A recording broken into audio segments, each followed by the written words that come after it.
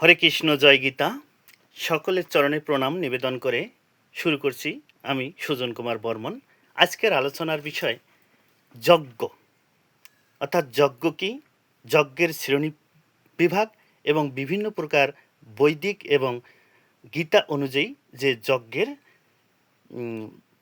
বিভিন্ন তথ্যাদি এগুলো দেওয়ার চেষ্টা করব এবং বিভিন্ন প্রকার যজ্ঞের মধ্যে কোন যজ্ঞটি শ্রেষ্ঠ যজ্ঞ, অর্থাৎ জ্ঞান যজ্ঞ যে শ্রেষ্ঠ সেটি কিন্তু আজকে প্রমাণ করে যাব বৈদিক বেদ এবং গীতাশাস্ত্র থেকে। তো শুরু করা যাক। যজ্ঞ কি? যজ্ঞ, যার সংস্কৃত উচ্চারণ হবে যজ্ঞ। যজ্ঞটি যশ ধাতু থেকে এসেছে, যার অর্থ হচ্ছে দান করা, উপাসনা করা বা আত্মোৎসর্গ বা আত্মসমর্পণ করা। গীতায় যজ্ঞ বলতে কেবল অগ্নিতে আহুতি দেওয়া বোঝায় না, বরং এটি কর্মজ্ঞান, সংযম ও আত্ম উৎসর্গের একটি সাধনা। এখন যজ্ঞ আমরা বৈদিক যুগের বেদ অনুসারে এবং গীতা অনুসারে যজ্ঞগুলো আমরা একটু বিস্তারিত আলোচনা করার চেষ্টা করব। প্রথমেই আমরা বৈদিক যুগের বেদ অনুসারে যজ্ঞ কত প্রকার ও কী কী। বৈদিক যুগে 3 প্রকার যজ্ঞের উল্লেখ ছিল, যে বৈদিক যজ্ঞ বা কর্মযজ্ঞ বলা হয়। 1 নম্বর দেবযজ্ঞ, অর্থাৎ দেবতার উদ্দেশ্যে যা কিছু আহুতি দেওয়া হয়, হ্যাঁ, দেবতাকে উদ্দেশ্য করে যে হোম বা অগ্নিহোত্র করা হয়, এটি কিন্তু দেবযজ্ঞ। আর এই দেবযজ্ঞের উদ্দেশ্য ছিল কি? প্রকৃতি এবং সমাজকে একটা ভারসাম্য রক্ষা করা। প্রকৃতি আর সমাজ কিভাবে ভারসাম্য রক্ষা পায় সেটি কিন্তু আমার গীতায় বলা হয়েছে। যেমন আমি এখানে ঋগ্বেদের প্রথম মণ্ডলের 164তম সূক্তে বিস্তারিত এই যজ্ঞ সম্পর্কে বলা হয়েছে, এটি বিস্তারিত দেখে নেবেন। এখন আমার গীতা 3য় অধ্যায় কর্মযোগের 14 নম্বর শ্লোকে কি বলা হয়েছে? অন্নাদ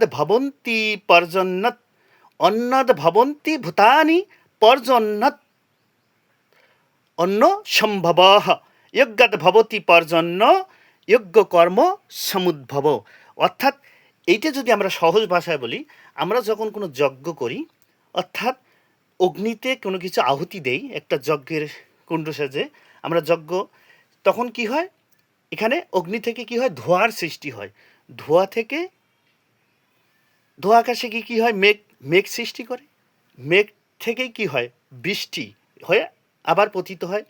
আর বৃষ্টি হওয়ার ফলে যে আমাদের প্রকৃতির যে সুজলা সফলা শস্য শ্যামলা, এই শস্য উৎপাদন হয়, বিভিন্ন তরুরাজি গাছপালা মানুষের জন্য উপকার হয় এবং এই যে প্রকৃতির একটা ভারসাম্য বজায় রাখে। প্লাস পাশাপাশি আমাদের যে মানুষ থেকে শুরু করে বিভিন্ন জীবজন্তুর যে আহারের ব্যবস্থা বা এই খাদ্যের যে ব্যবস্থা, সেটি কিন্তু এখান থেকেই হয়। সুতরাং আবার মানুষ কি করে? যজ্ঞ করে। তাহলে একটা চক্রাকারে আমরা কি করব? একে অপরের উপকার সাধিত করলাম। পাশাপাশি এটাকে বলা হয় প্রকৃতি ও সমাজের সাম্য অবস্থা রক্ষা করা। এটা গেল দেবযজ্ঞ। আমরা এবার বেদের 2 নম্বর যজ্ঞ হলো পিতৃযজ্ঞ। পিতৃর উদ্দেশ্যে যে কর্ম করা হয়। এখন পিতৃ উদ্দেশ্যে কর্মকলাগুলি হয় কেমন?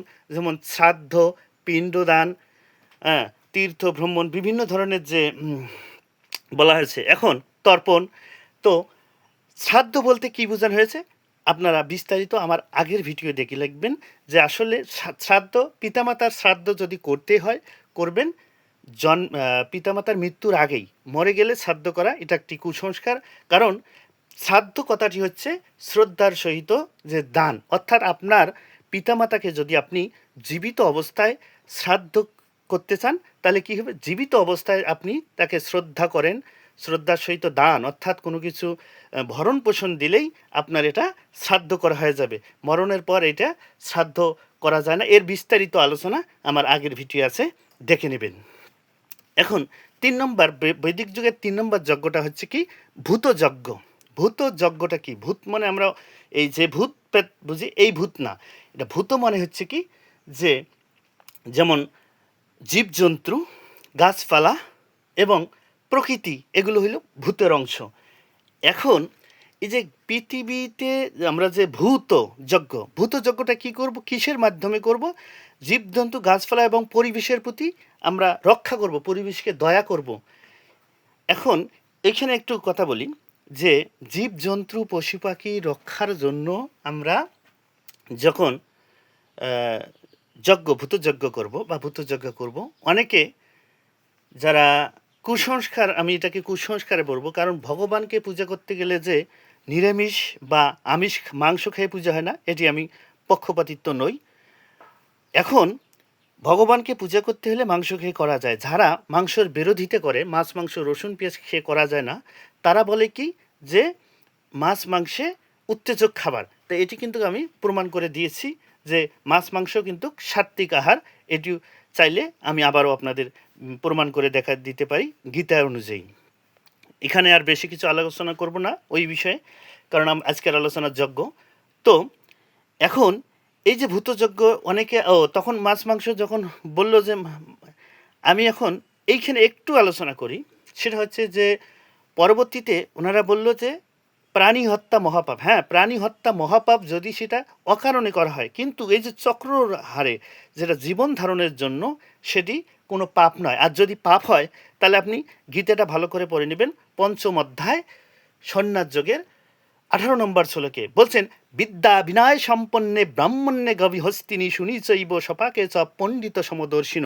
অর্থাৎ একজন পণ্ডিত কি মনে করেন? বিদ্যা বিনয় গুণসম্পন্ন ব্রাহ্মণ, গাভী, হস্তি, কুকুর, চণ্ডলে সমদর্শী হইয়া থাকেন। অর্থাৎ আপনার মাঝে যখনই আপনি একটা সমদর্শিতা আসতে পারবেন।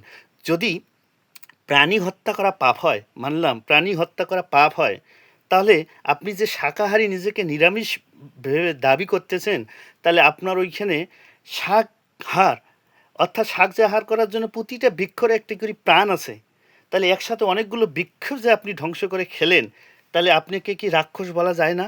কারণ একটা যদি প্রাণী হত্যা করে, সাপোজ একটা যদি প্রাণী হত্যা করে কম করে 50 জন 100 জন খাওয়া যায়, অর্থাৎ একটা জীবকে হত্যা করে 50 জনের খাদ্যের একটা ব্যবস্থা হলো।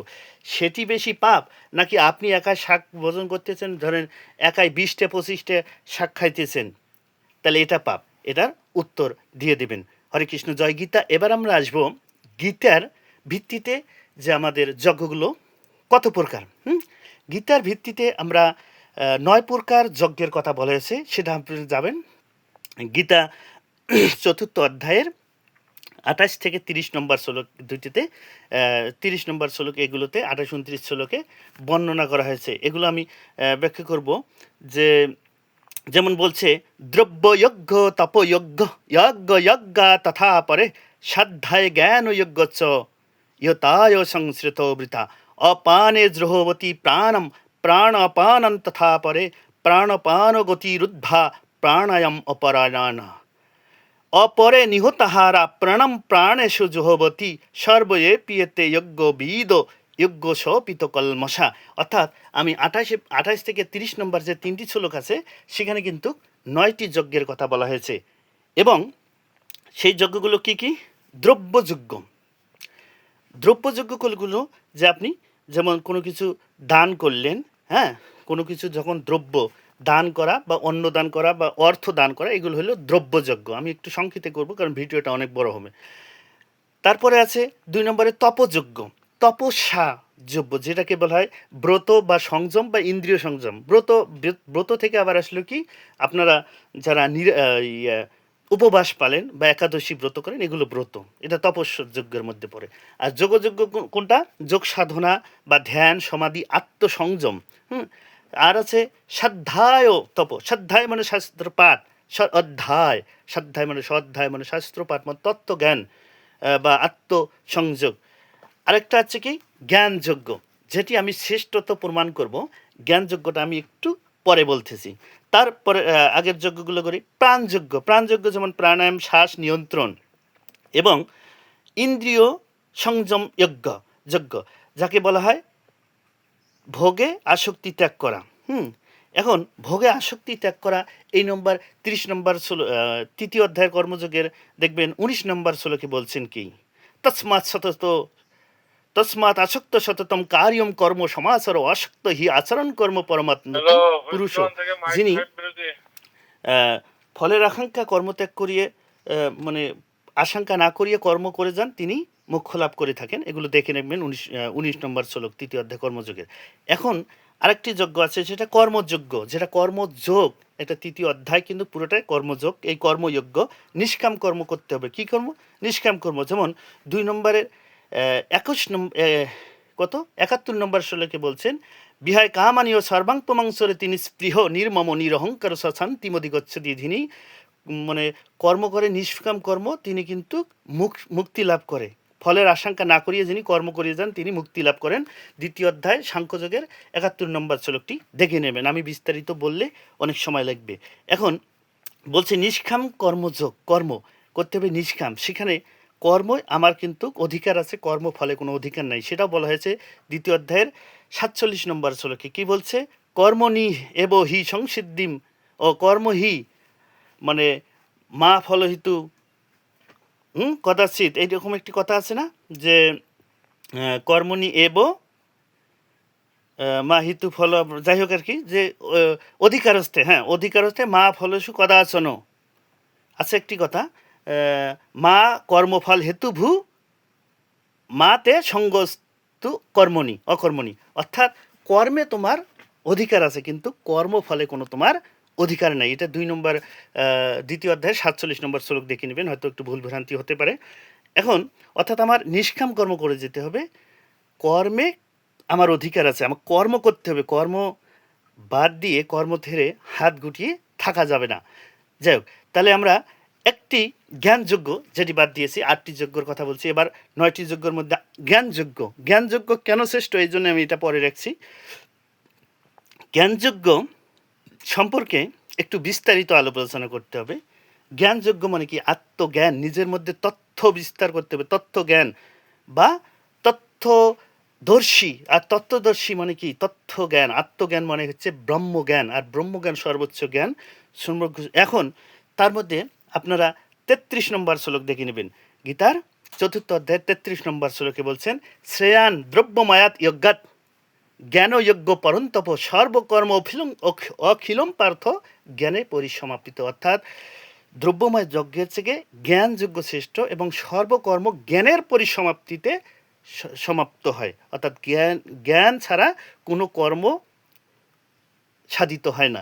এই জন্য জ্ঞান জন্য শ্রেষ্ঠ। এটা গীতের মতে না, শুধু আমি আরও রেফারেন্স দিচ্ছি। এখন জ্ঞানযজ্ঞ সম্পর্কে আপনার আচ্ছা, আরেকটা যজ্ঞ আমরা বাদ দিচ্ছি, আত্মসংযম যজ্ঞ, যেখানে আহারের সংযম এবং আহারের আচরণতা বলছেন।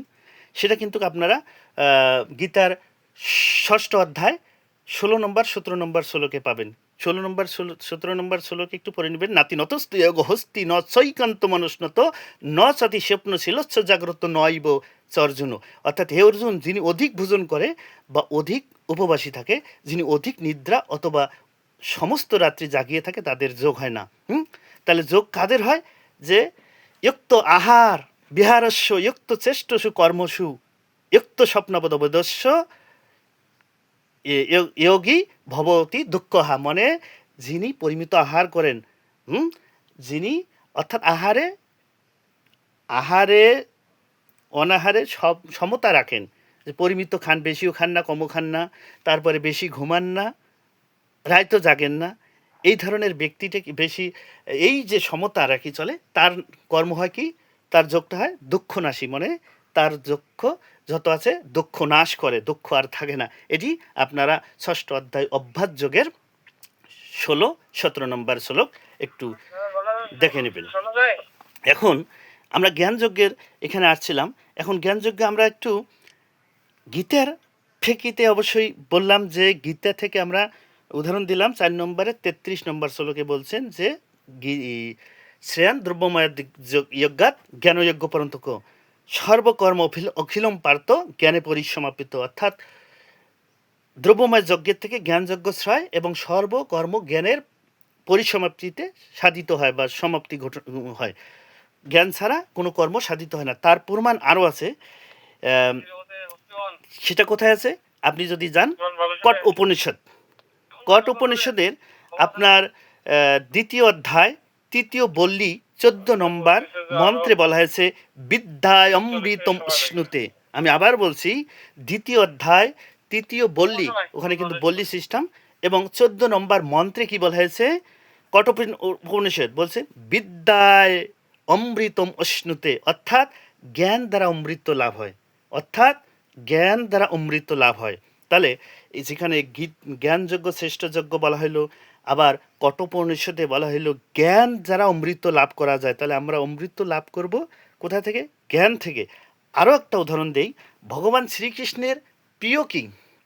সপ্তম অধ্যায় আপনার 16 নম্বর 17 নম্বর শ্লোক পড়ে নেবেন। 16 নম্বর শ্লোকে বলছেন চতুর্বিধা ভজন্তে মাম জনা সুকৃতি ন অর্জুন আর্থ জিজ্ঞাসু অর্থার্থী জ্ঞানী চ ভরতর্ষভ। অর্থাৎ হে অর্জুন, আমাকে 4 শ্রেণীর পুণ্যতা ব্যক্তি ভজনা করেন। কোনটা?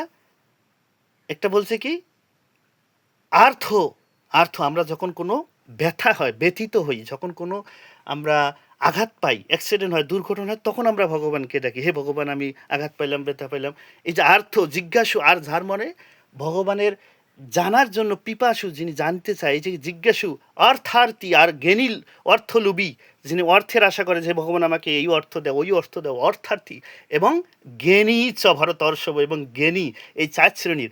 এখন তারপরে 17 নম্বর শ্লোকে বলছে কি, সপ্তম অধ্যায় জ্ঞান বিজ্ঞান যোগের 17 নম্বর শ্লোকে বলছেন তেসাম জ্ঞানী নিত্যযুক্ত এক ভক্তি বিশেষতে। হ্যাঁ, জ্ঞানী হচ্ছে আমার কি, তেসাম জ্ঞানী নিত্যযুক্ত এক ভক্তির বিশেষতে প্রিয় হি জ্ঞানী অতি অর্থম অহম সচ মম প্রিয়। অর্থাৎ এই জ্ঞানী একমাত্র আমাকে সঠিকভাবে ভজনা করে, এবং জ্ঞানীর আমি অত্যন্ত প্রিয়, সুতরাং আমিও জ্ঞানীর অত্যন্ত প্রিয়। অর্থাৎ ভগবান শ্রীকৃষ্ণ বলছেন আমি জ্ঞানীর অত্যন্ত প্রিয়, এবং জ্ঞানীও আমার অত্যন্ত প্রিয়। এখন এই ভিডিওটা আর লং করা যাবে না, সুতরাং আমি এখন সংক্ষিপ্তে বলি। যেখানে ভগবান শ্রীকৃষ্ণ জ্ঞানী ব্যক্তিকে প্রিয় বলছেন গীতায়, এবং জ্ঞানী ব্যক্তির প্রিয় ভগবান, যেখানে কঠ উপনিষদে বলছেন যে জ্ঞান দ্বারা অমৃত লাভ করা যায়, যেখানে শ্রীমদ্ভগবদ্ গীতায় বলা আছে 33 নম্বর শ্লোকে জ্ঞানযোগ্য শ্রেষ্ঠ ধর্ম। তাহলে আমরা জ্ঞানযোগ্য না করে অন্য যোগ্য কেন করব? আমরা শ্রেষ্ঠটাই করব। যদি কোনো ভুল ভ্রান্তি হয় ক্ষমা সুন্দর দৃষ্টিতে দেখবেন, আর অবশ্যই সনাতনীদের মধ্যে শেয়ার করে দেবেন যদি ভালো লাগে। হরে কৃষ্ণ, জয় গীতা। আর যদি কারো কোনো প্রশ্ন থাকে, ডাউট থাকে, নির্দ্বিধায় প্রশ্ন করবেন, উত্তর দেওয়ার চেষ্টা করব রেফারেন্স সহ। হরে কৃষ্ণ, জয় গীতা।